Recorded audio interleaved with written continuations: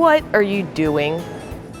There's a mouse in here and I'm trying to catch it. You know, Marty, there are way better mousetraps than what you've got going on here. In fact, there are hundreds of mousetraps that have been patented. Why do you need a patent to build a mousetrap? Well, a patent will help protect your invention, but it also helps people improve upon your invention so that you can build a better mousetrap. There must be like zillions of them here in the museum. There are a lot of them, and some of them might surprise you. I think we're gonna need a little more time. I think so. This is STEM in 30. Ooh, I caught one!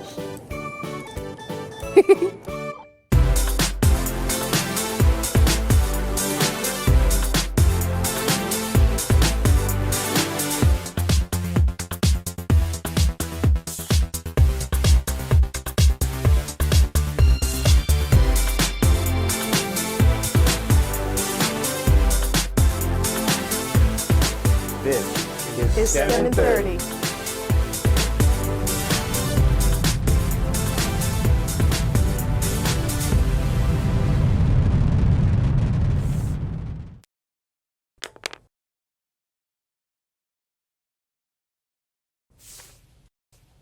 Hi, I'm Beth. And I'm Marty. And we are coming to you live from the Wright Brothers Gallery in the Smithsonian Institution's National Air and Space Museum in Washington, D.C. Today's show is all about patents. We're going to show you what you have to do to get a patent, how you could get a patent, and we're going to tell you some of the stories of some really interesting patents right here in the museum. But to begin with, we want to welcome the Lab School from Washington, D.C.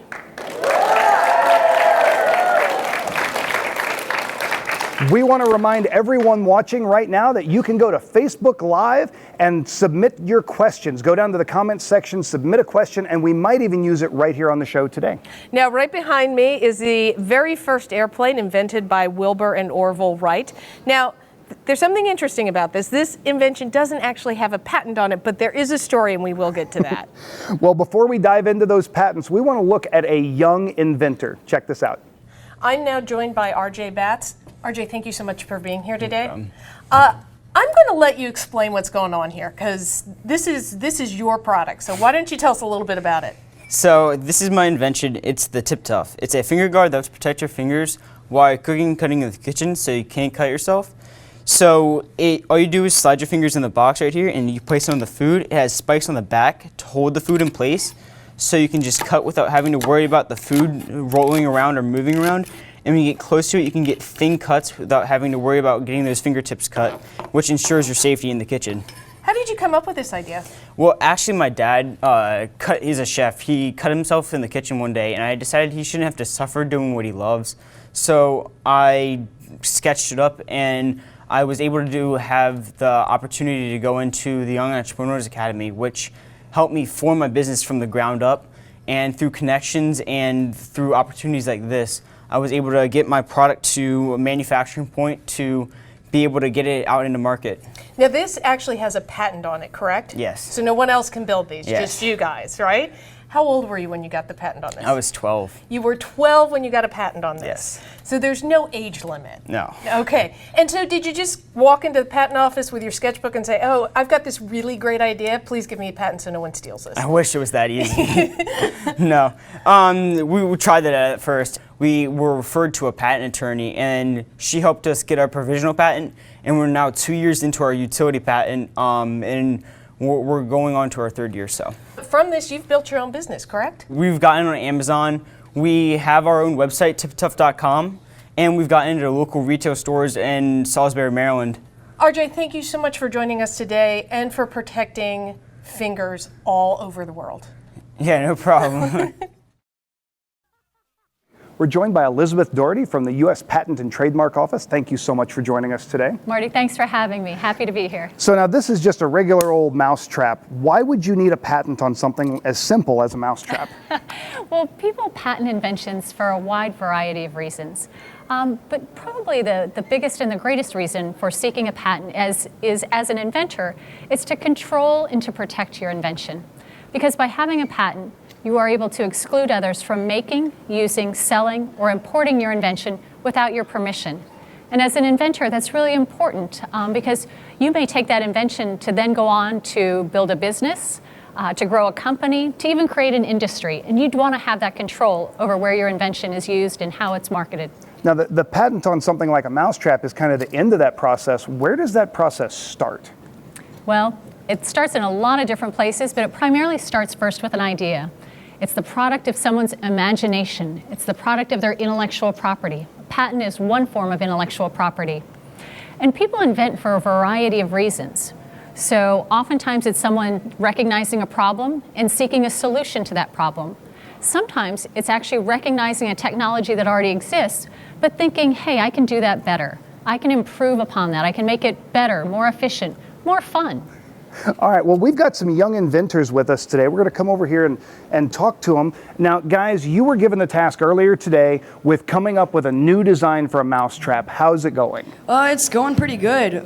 We have made the Mousebox 2.0. Yeah, we've made an idea to capture it inside of it without getting hurt. It goes up a ramp that's like at this angle, and it climbs up, it falls down, he walks in, and then the ramp goes back up. So he's stuck inside of it. And when he tries to walk this way, he can't get out because he would be pushing the ramp up more. Wow. What do you think? It sounds like a very humanitarian mousetrap, I'd have to say. I love your creativity, and I think you're really onto something here. So now they've got this kind of basic idea. What should they do next? Well, as inventors, what you're going to want to do is start to crystallize your invention. And these drawings are a great first step.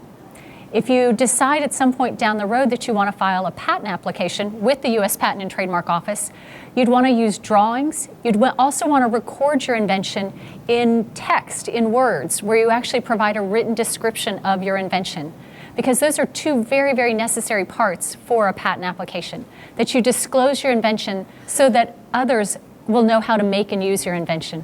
Well, I think you guys have a really good start. We're going to give you a little bit more time to continue working on this, refine it. You've got a computer here to work on the text of it. You've also got some old mousetrap patents here so that you can look through those and make sure that you're not replicating an idea that's already been done, and maybe give you some inspiration to go on as well as you refine your idea. While they're working on that, are you ready to take some questions? Sure, I'd love to. All right, Beth has our first question in the audience. I sure do. Who can obtain a patent? It's a great question. So the patent laws and patent rules, which began as early as 1790 here in the United States, they don't preclude anyone from applying for a patent as long as they're an inventor. So no one's too young to be an inventor, no one's too old. They come from all walks of life, all backgrounds, men, women, seeking a variety of protections for their invention. So it's not somebody that's far off working in a laboratory or something that comes up with an invention. It could literally be one of the kids watching the show today. It certainly could be. Inventors, again, come in all shapes and sizes. There's our garage inventors, our kitchen table inventors, and those that are working in industry and university labs all around the world. Nice. All right, we've got an online question next. Who's your favorite inventor? Oh, Marty, that's such a tough question. I love them all. If I had to pick just one, it would probably be President Abraham Lincoln. I know, I see that look. Most people don't realize that President Abraham Lincoln had a U.S. patent, and in fact is our only president who had a patent. Now, the device was never manufactured, but he still held that patent and was a great proponent of the U.S. patent system. That's really cool. Beth, do you have another audience question? Are there different types of patents? Are there different types of patents? There are, and these different types of patents protect very different things. The patent that most people are aware of is what's called a utility patent, and it protects things like a mousetrap, or a bicycle, or a cellular phone. Those protect articles of manufacture, machines, chemical compositions, and improvements thereof. Then we also have design patents, and design patents protect the ornamental appearance of an article of manufacture. So oftentimes, inventors and companies will seek both of those forms of patent protection to protect a single device, recognizing that they protect different aspects of that same invention. So one thing might have more than one patent involved with it. It's true. And then we can't forget our plant patents. Those are pretty remarkable as well. Nice. All right, we've got another audience question. What's the difference between a patent and a trademark? Oh, that's a good question. And again, like different types of patents, these two can oftentimes play together in an intellectual property portfolio. So a patent, as we've talked about, protects an invention. It protects and controls what can be done with an invention by others outside of the inventor. Now, a trademark protects a brand. It protects and it identifies the source of goods or services. So they're used by companies so that we know where the goods and services come from. That way we can build brand recognition, we can build brand loyalty. So oftentimes a company will have both of those, and one or the other can oftentimes be their most valuable piece of intellectual property. Cool. All right, well, the airplane that you see behind us is the Wright Flyer, the first airplane. It actually didn't have any patents on it, but the Wright brothers had a patent that allowed this airplane to happen. Check it out. Wilbur and Orville Wright were two brothers. They were brilliant, self-trained, intuitive engineers of genius. At the turn of the 20th century, they were operating their own bicycle shop. They'd been interested in flight since they were small boys. By 1899, they were ready to do something about it, to join the group of experimenters who were out to build a powered flying machine. 1903, they made their first successful powered airplane flights with the world's first airplane. And by the fall of 1905, they had done what no one else in the world had done before them. They had produced the world's first practical airplane. What did the Wright brothers patent? Basically, they patented the method that they had developed for controlling a flying machine in the air. Now, obviously, they developed more than just a control system. They had wings that would lift them into the air effectively. Propellers especially had been a real problem to develop efficiently. But the core, their control system, which is what they had begun with, they knew would be the one thing that nobody else could fly without using some of their ideas. Their lawyer, a fellow named Terry Toolman, helped them to focus in developing a patent that would really be defensible in court and establish them as the developers of wing warping. Again, something that nobody else would be able to fly without using some of their ideas. The tough part in terms of developing an effective control system was how do you control this? How to balance the wings. And the Wright brothers developed something called wing warping to do that. Essentially, what happens is that if you're flying along and this starts to happen, the Wrights came up with a means of decreasing the lift on this side and increasing it on this side. So it enabled them to balance the airplane. But it was a complicated thing. It really was a brilliant patent and one of the great patents in the history of the 20th Century Patent Office. Now I'm joined by Dr. Margaret Whiteycamp, who's a curator here in our Space History Division. Margaret, you have this great story about Buck Rogers, a space cowboy with a ray gun. You want to tell us a little bit about this? Yes, so the character of Buck Rogers here at the Smithsonian's National Air and Space Museum, we're interested not only in actual spaceflight, but in how space has been imagined. And this is an iconic character that started in a short story in 1928 and quickly became the main character in a really famous series of comic strips.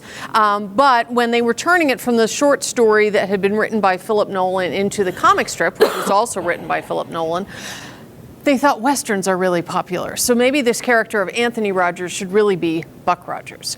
And every cowboy has a sidearm, has a six-shooter. So they developed basically the idea of a ray gun, a rocket pistol is what they called it at the time. And that is the patent I thought we could talk about today. Do you want to tell me a little bit about the design of this ray gun?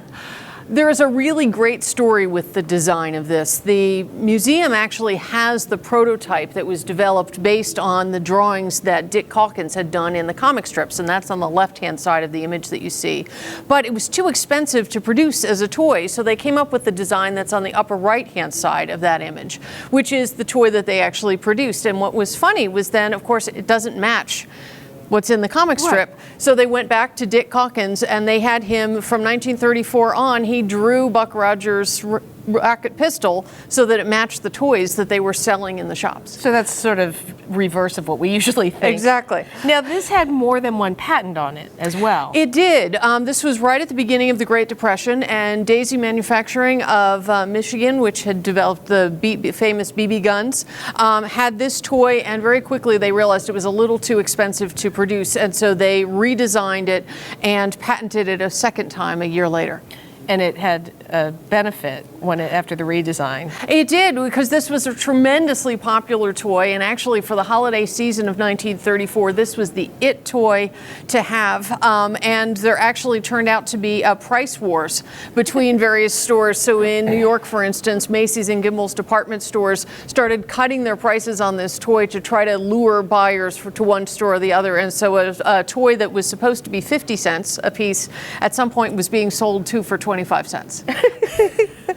Well, that's quite a price war. It was. Now, this toy was sort of the beginning of these like space ray guns, or yes. So this was the very first three-dimensional ray gun toy, and if you have played with a Star Wars blaster or a Star Trek phaser or anything like that, they are in some ways descended from these very first toys and that patent. It's a lot of work for one little cartoon space cowboy. It is. Well, it's not just toys that are patented here in the museum. A lot of the NASA spacesuits are also patented. And we talked to space history curator Dr. Kathy Lewis about a patent idea that came from sort of a creepy crawly beginning.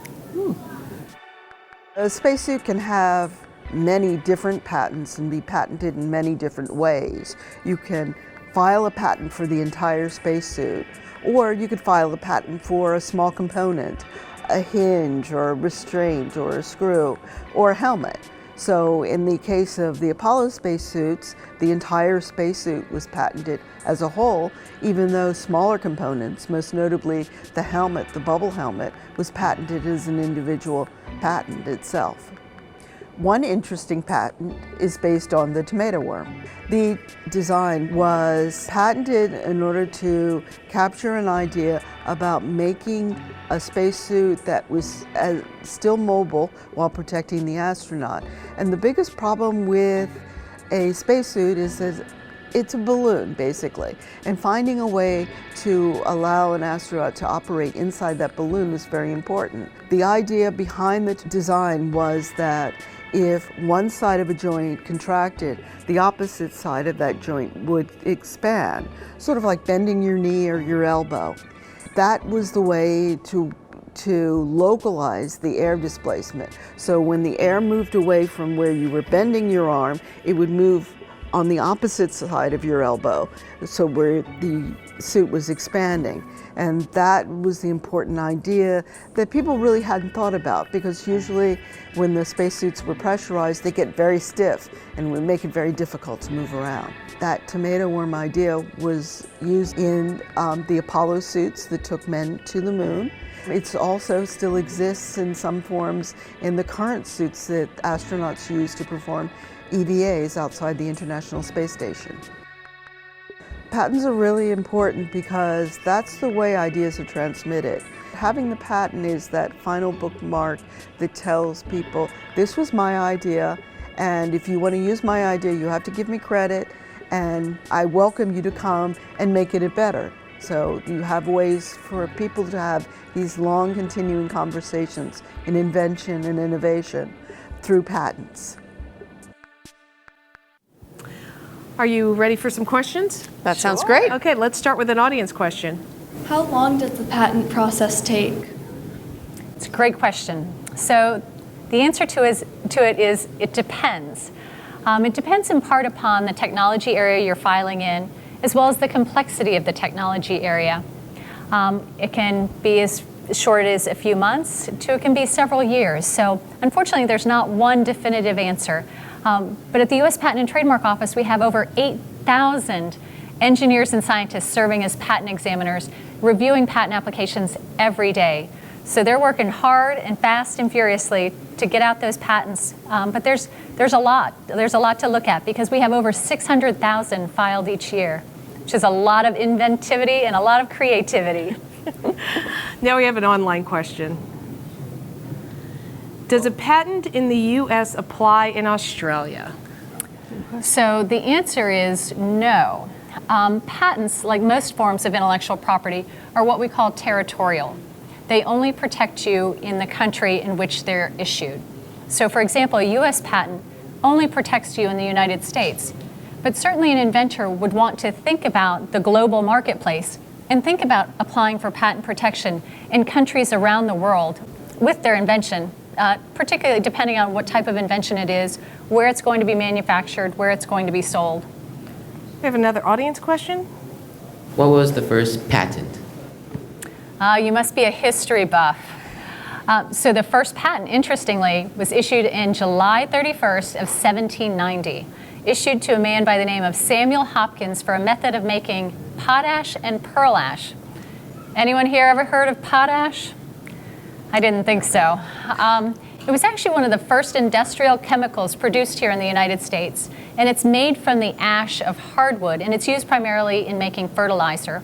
I think one of the interesting things, though, is the fact that the patent was issued in 1790, which was only shortly after we had the creation of the U.S. Constitution. So the U.S. patent system is almost as old as our country. We have another audience question. How long does a patent last? So that's another question where the answer is it depends. It depends in part upon the type of patent. The utility patent that we talked about that protects the mousetrap, that protects a soccer ball that lights up with electricity, those are good for 20 years from filing. The design patent that we talked about briefly is good for 15 years from the date of it being issued by the U.S. Patent and Trademark Office. So the timing depends on the type of patent that's received. I think we have another audience question. Is the patent the same as a copyright? Is the patent the same as a copyright? The answer is no. Similar to our discussion of a patent versus a trademark, a patent and a copyright are both forms of intellectual property, but they protect very different things. A patent, as we talked about, protects an invention, whereas a copyright protects an artistic expression that's been placed in a fixed medium. Things like writings, books, music, again, works of artistic expression. Now, you brought some inventor cards, and we're passing them out to the audience. Do you want to tell us a little bit about these fun things? I'd love to. Thank you, Beth. These are something the U.S. Patent and Trademark Office is actually very proud of, and it's something that we love to share with an audience, particularly of young inventors. These inventor trading cards depict a number of well-known and even some lesser-known inventors and help bring the teaching point that inventors come in all shapes and sizes from a diversity of backgrounds, and they also work in a diversity of technologies. Some of these are inventors you've probably heard of before, the famous Thomas Edison, my personal favorite, Abraham Lincoln, or even Dean Kamen. Anyone here ever heard of the invention of the Segway? One of our prolific American inventors. So I'm happy that we're able to share with the audience today our inventor trading card series. And you have a favorite inventor in here. I would say George Washington Carver. I helped my son write a report about that and helped him with some of the research and really got interested. Well, before we go back to see how our young inventors are doing, let's take a look at what's going to happen this season on STEM in 30. Here's what's happening this season on STEM in 30. The Apollo 11 command module is going out on a nationwide tour. Learn all about the Apollo Moon program. Then we take a highway to the danger zone to check out what happens on an aircraft carrier. What roles do music and the arts play in space travel? Learn about the psychology of long-term space flight. Next stop, Mars. Meet Orion, the space capsule that could be flying to the red planet. Speaking of flying, we learn about the airplane's family tree. Also on STEM in 30, we'll show you how to train to become an astronaut. We'll also learn about the science of staying safe and the engineering behind the world record skydive. And you get to learn how scientists and you can explore the universe. That's all this season on STEM in 30. We are back with our Mousetrap inventors. Guys, you've had some more time to work on this. How's it going? It's gone really well. We've added a lot to it. So what are some of the things you've added? Well, for example, we added a spring right here to keep it up when trapped. Nice. And I see you've added a lot of directions here telling exactly what different things are. Yes. How important is that drawing in the process of getting a patent? It's a critical part of any patent application where the invention can in fact be depicted in drawings. So it's part of that teaching tool, it's part of that disclosure to the public of what your invention really is all about.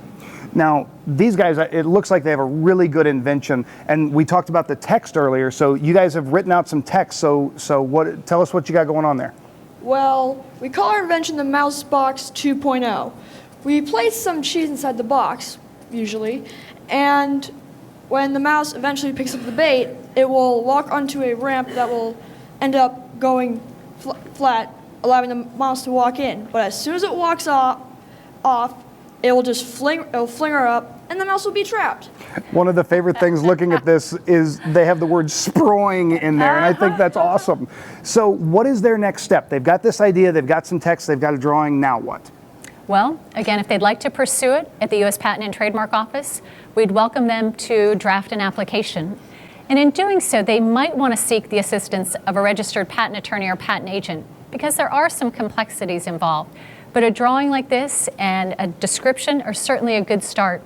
Another thing to consider as well is you've looked at a few prior art patents, previously invented mousetraps.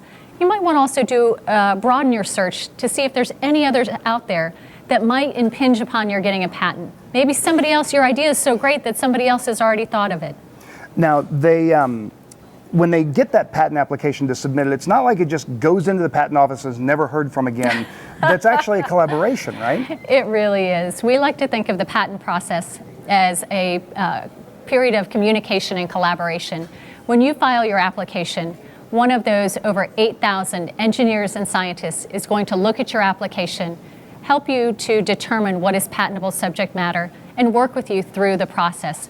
So no, we're not a black box agency. We want to work with our inventors to get to know them, to get to know their invention, and to hopefully issue you a U.S. patent. And maybe some of the kids watching that become scientists and engineers can come work for you guys. Most certainly. We'd love to have them. Awesome. All right, well, next month we're talking all about naval aviation, and recently we had a chance to go to the USS Dwight D. Eisenhower, a nuclear-powered aircraft carrier. Hey, Beth, check this out! Here comes an F-18 to land on the deck of the USS Dwight D. Eisenhower. 130 to 0 in 2 seconds. That takes a lot of math and science. If you want to learn more about naval aviation, check out STEM in 30. Well, that's all the time we have for today. I want to thank both Elizabeth and Margaret for joining us today. And I also want to thank the U.S. Patent and Trademark Office for collaborating with us for this program. We leave you today with some of the sights and sounds from Thomas Edison's laboratory and some of his patents at the Henry Ford in Dearborn, Michigan. Thanks for watching. Thanks for watching.